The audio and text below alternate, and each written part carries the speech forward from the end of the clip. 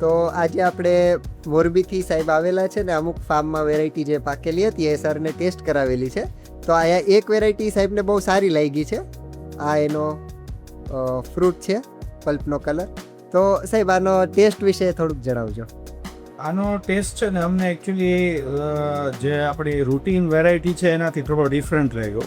એટલે સ્વીટ પણ છે અને થોડું એમાં ખટાશ છે, પણ બહુ સારો ટેસ્ટ લાગ્યો. જે એકચ્યુઅલી અમને બધા ટેસ્ટમાં 6-7 પ્રકારની અલગ અલગ રૂટીન વેરાયટી અમે આમ્રપાલી, કેસર બધી ટેસ્ટ કરી. એમાંથી સૌથી બેસ્ટ ટેસ્ટ તમને આ લાગ્યો છે.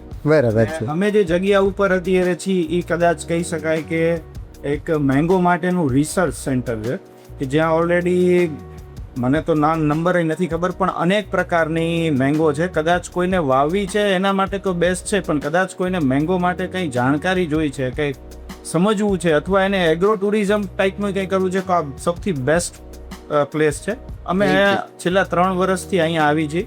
સુમિતભાઈ અમને બહુ સારું ગાઈડ કરે છે, બહુ સારું બતાવે છે અને એક બહુ સારા વ્યવહારથી અમને હરેક વસ્તુ ટેસ્ટ કરાવે છે. એમાં અત્યારે અમને આ સૌથી બેસ્ટ વેરાયટી અમને ટેસ્ટ કરાવી છે અને એનો ટેસ્ટ સારો છે.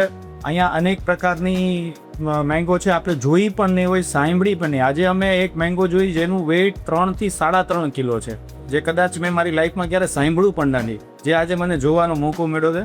થેન્ક યુ સુમિતભાઈ. Thank you sir. આપ ટાઈમ લઈને આટલા દૂર આવ્યા, ખાસ એના માટે આભાર. અને આ જે વેરાયટી છે આમાં રેશા હતા કે ફાઈબર્સ, એટલે વધારે કે ઓછા? ના, બરાબર રેશા હતા. અને જે આમાં ખટાશ છે એ ખટાશ સારી લાગે કે ખરાબ લાગે? સારી લાગે છે ને ખટાશ આની. ફ્લેવર છે. એમાં આ જે વેરાયટી છે આ સિટ્રસ ફ્લેવર્ડ મેંગો છે અને આ લેમન ઝેસ્ટ આનું નામ છે. બરાબર, યુએસએ ની ટોપ વેરાયટી છે આ. અને હું બધાને કહું કે આની જે સાઈઝ પણ છે ને એ પણ બહુ મોટી છે, બહુ 600 ગ્રામ સાઈઝ છે કે તમને જોતા પણ એમ થાય કે આ મેંગો ને હું હાથમાં લઉં. હા, આ 300 થી 600 ગ્રામ સુધી સાઈઝ જાય છે આની અને બહુ સારી ક્વોલિટી. હા, આ બી લેમન ઝેસ્ટ મેંગો છે, પણ આ કાચી છે અને આપણે હજી રાઇપનિંગ કરાવશું. પણ એક અમને પાકેલી મળી હતી, એ સાહેબને ટેસ્ટ કરાવી છે. ઓકે સર, આપની મુલાકાત બદલ ખૂબ ખૂબ આભાર.